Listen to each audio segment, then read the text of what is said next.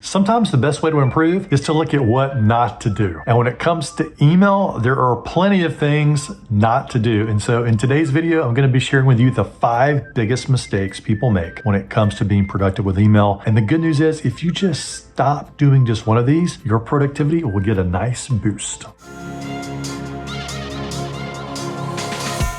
Welcome to the Ben Fanning Show, where high achievers get productive, get promoted, and get the corner office.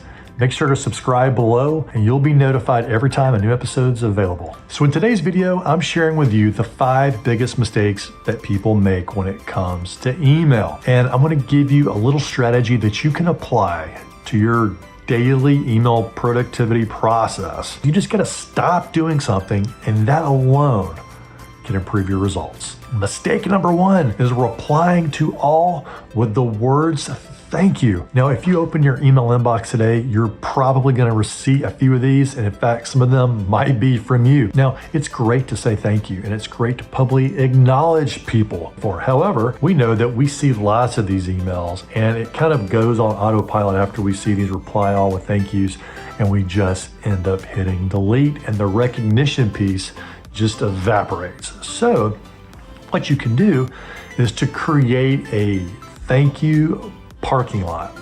Okay, now not a literal parking lot, but get a sticky note, okay, and just write thank you on the top and write down the people's names that you'd like to thank. Now, you can send them a one-off email and say thank you for replying so quickly, or thank you for your help on this project, or better yet, wait until your staff meeting and just roll through the thank yous and give them the public acknowledgement that they deserve in front of the entire group. And I can assure you that will go a lot further than just thanking reply all on an email, and it certainly will avoid clogging up the inbox of all your colleagues.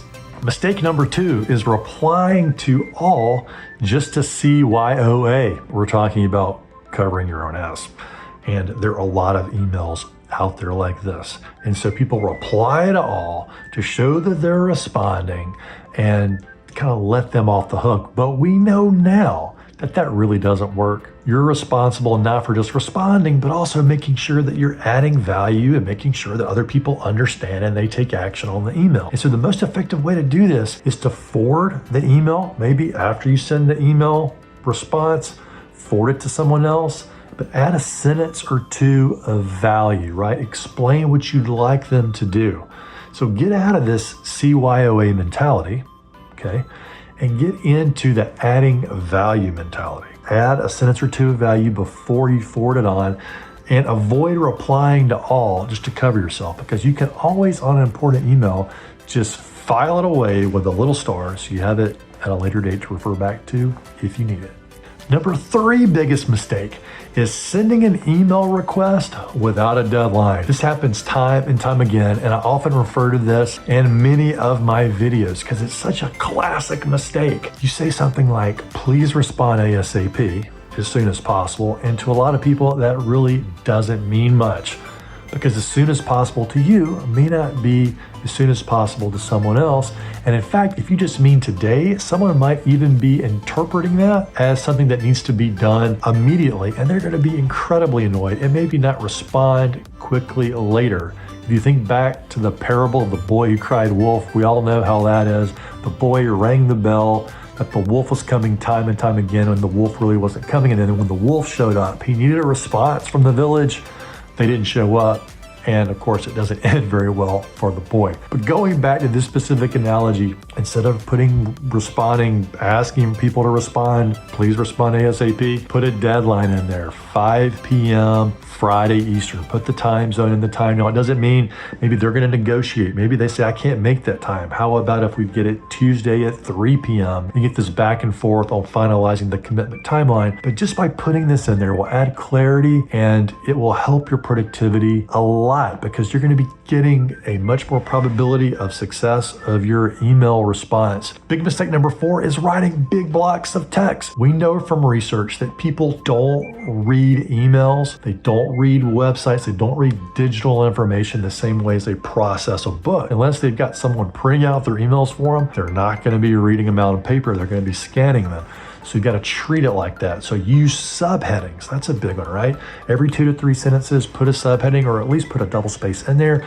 So you're creating more white space in your email, and that will allow people to process in the information much more effectively.